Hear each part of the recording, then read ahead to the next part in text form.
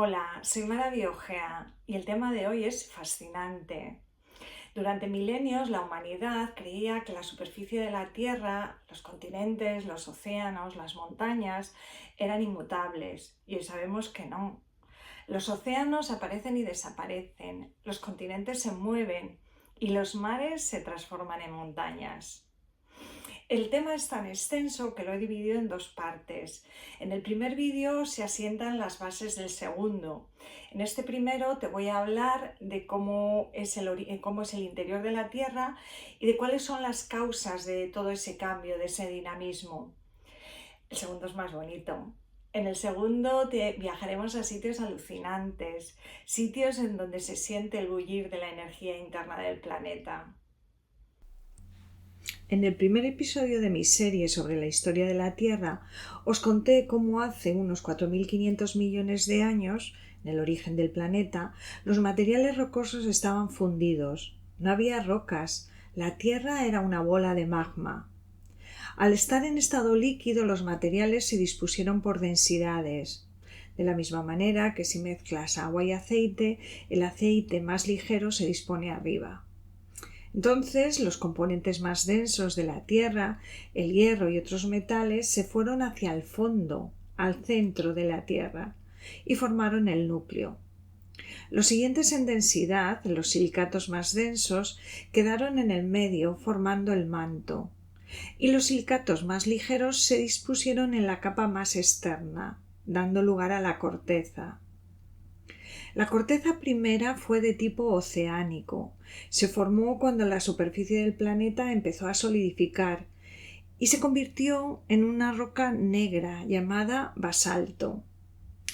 Entonces, entiendes que estoy simplificando a tope. Evidentemente había más tipos de rocas.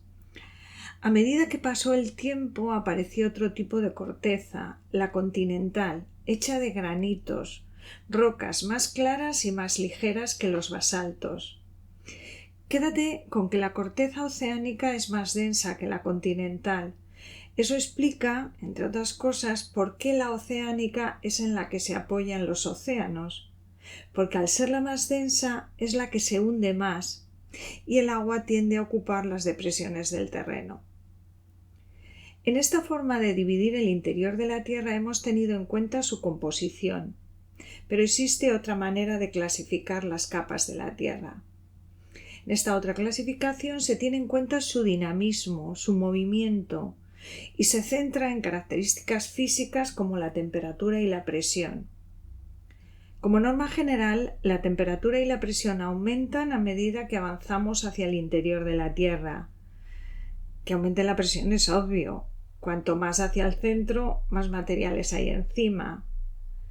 El aumento de la temperatura tiene que ver con que la Tierra todavía no se ha enfriado totalmente. Todavía conserva calor, el calor de hace 4.500 millones de años, cuando era una bola de magma. Y se comporta de la misma manera que una patata que has sacado del horno hace unos minutos. La superficie está fría y cuanto más hacia el interior de la patata, más caliente. Pues bien, según esta clasificación dinámica, el núcleo está dividido en núcleo interno y externo, porque aunque todo está hecho fundamentalmente de hierro, en el externo el hierro está fundido y en el interno sólido. Te preguntarás cómo es que el núcleo interno, que al estar a más profundidad es el que está a más temperatura, es el que está sólido y no al revés. Pues porque además de estar a más temperatura está a más presión. Y eso comprime sus partículas, haciendo que éstas se muevan menos y adopten el estado sólido. El núcleo externo, al estar fluido, permite el movimiento de sus materiales. En él se forman corrientes de convección.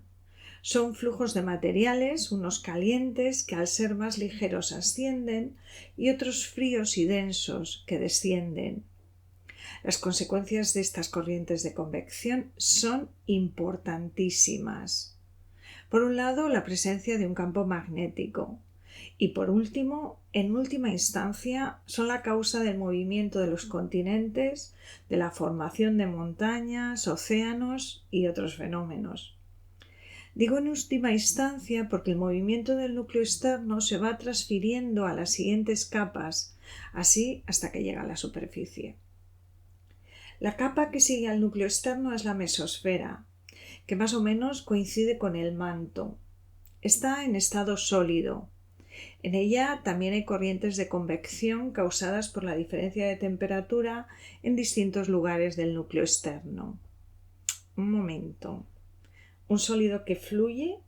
¿Qué está pasando aquí? Pues que cuando los humanos estudiamos la naturaleza creamos categorías. El agua es un líquido porque fluye y el grifo es un sólido porque no. Pero la naturaleza es mucho más compleja y nos llena de excepciones. La mesosfera es sólida y fluye. Quizá lo entiendas mejor con el ejemplo de la pasta de dientes. La pasta de dientes que hay encima del cepillo conserva su forma. Eso la clasifica como sólido. Pero para ponerla ahí has presionado sobre el tubo para que fluya, característica típica de líquidos. Encima de la mesosfera está la astenosfera. Esta capa sigue siendo sólida y sus materiales fluyen aún con más intensidad. Ten en cuenta que están a menos presión que la mesosfera en contacto con ella. Seguimos subiendo hacia la superficie y nos encontramos con una capa sólida y rígida, que químicamente sigue siendo manto, pero dinámicamente funciona como una unidad con la corteza. Es decir, que ambas capas se mueven juntas. A esa unidad de corteza y últimos kilómetros del manto le llamamos litosfera. Es sólida y rígida y se mueve, pero no porque fluya. La litosfera es un sólido típico. Se mueve porque la empujan y la arrastran. Te ayudará a entenderlo esta simulación. En ella las piezas blancas hacen de litosfera, no fluyen, pero se mueven arrastradas por los materiales de debajo. En la Tierra por la astenosfera. Recordarás que había dos tipos de corteza, pues eso implica que haya dos tipos de litosfera, la oceánica y la continental.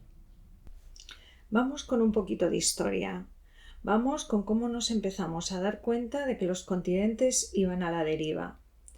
Alfred Wegener, un científico y aventurero que murió en una expedición a Groenlandia en 1930, fue el primero que postuló que en el pasado los continentes habían estado unidos, formando un único continente, Pangea, continente que luego se fragmentó y separó en los continentes actuales. Estos son sus mapas. Wegener se dio cuenta de que las costas de África y Asia encajaban. Para él no tenía sentido que este encaje fuera fruto del azar, sino que se debía a que habían sido una unidad, que se había fracturado y separado sus fragmentos. No es el único caso. Fíjate en la península arábiga y Egipto. Sus costas también encajan. La explicación sería la misma. Wegener aportó más pruebas. Este mapa también es suyo. Los granitos de Brasil tienen el mismo origen y composición que los del Congo. Hay fósiles de Mesosaurus en África y en Argentina. Estos reptiles de más de 300 millones de años nunca habrían podido cruzar un océano. La explicación es que en ese tiempo el océano no existía. Ahora no necesitamos deducir el movimiento de los continentes, ya lo podemos medir con el GPS. En la leyenda del mapa ves cuántos centímetros al año se mueven las placas. Es un movimiento tan lento que no somos capaces de percibirlo, y esta incapacidad humana hizo que tomaran por loco a Wegener. Bueno, además hay que añadir que no pudo explicar correctamente qué era lo que movían los continentes. Esa demostración llegó con la tectónica de placas. La tectónica de placas lo explica todo, o casi todo, en geología. Defiende que la superficie de la Tierra está fragmentada en piezas que encajan entre sí como las piezas de un puzzle dinámico, en continuo movimiento y cambio. Observando la distribución de volcanes y terremotos se puede determinar dónde están los límites entre esas piezas, entre esas placas, ya que allí donde dos placas rozan es donde más movimientos bruscos hay, por tanto, donde más terremotos hay. Los límites de placa son estas líneas a lo largo de las cuales se concentran terremotos y volcanes. Ahora, gracias a la bendita tecnología, podemos ver esos límites de placa en Google Earth. Fíjate en el Atlántico, hay muchas grietas, pero sigue esa línea discontinua que recorre la mitad del Atlántico de norte a sur. Lo llamamos dorsal, y este es el límite de placa entre la placa africana y la sudamericana. Mira aquí, en la costa de Sudamérica hay otro límite de placa, delimitado por una gran depresión, una fosa oceánica. De ahí el color oscuro, que indica mucha profundidad. La placa antártica también está rodeada por dorsales, y Japón o Indonesia por fosas.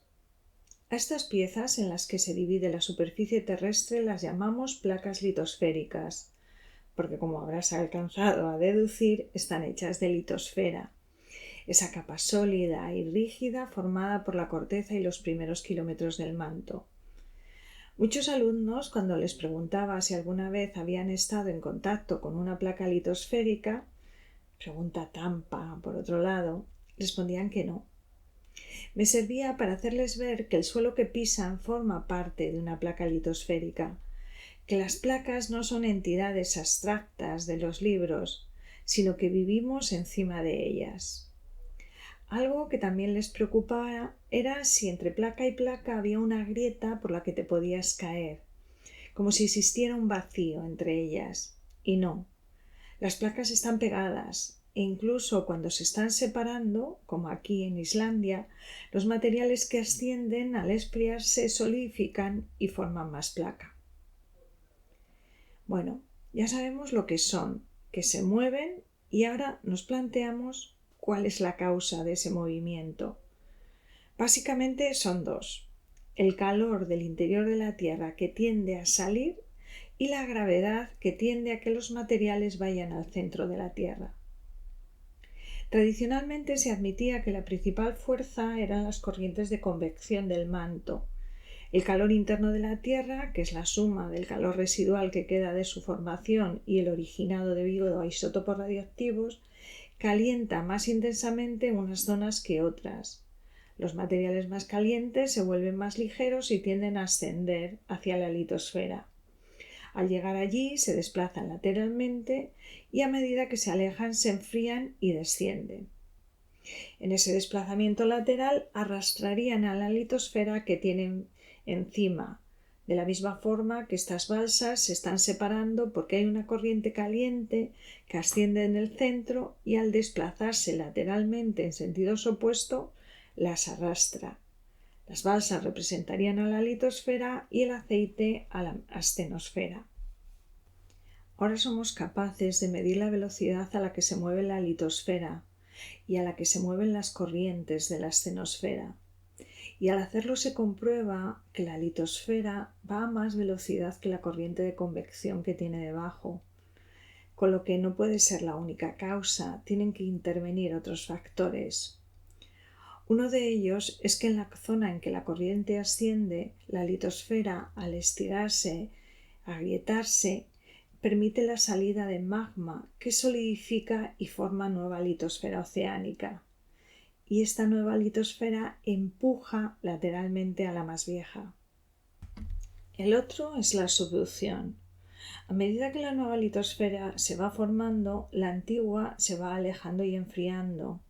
Esto aumenta su densidad y hace que tienda a hundirse en el manto. Cuando la placa se hunde, tira del resto de la placa, con más intensidad cuanto mayor sea la porción hundida. Es un poco lo que pasa con esta cadena, que a medida que se hunde tira con más velocidad del resto. Las zonas en las que se hunden las placas se llaman zonas de subducción y se corresponden con las fosas oceánicas de las que te hablé antes. Son lugares en los que se destruye litosfera oceánica. Si te das cuenta, para explicar por qué se mueven los continentes, hemos hablado de creación y destrucción de litosfera oceánica. Y es que el movimiento de los continentes es una consecuencia de ella. Si en mitad de un continente aparece un océano, tenemos dos continentes que se separan. Y si el océano entre dos continentes desaparece, estos terminan siendo uno. Vale, pues esto es todo por ahora.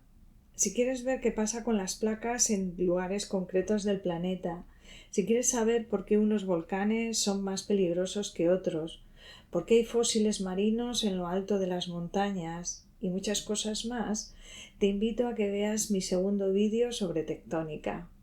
Gracias.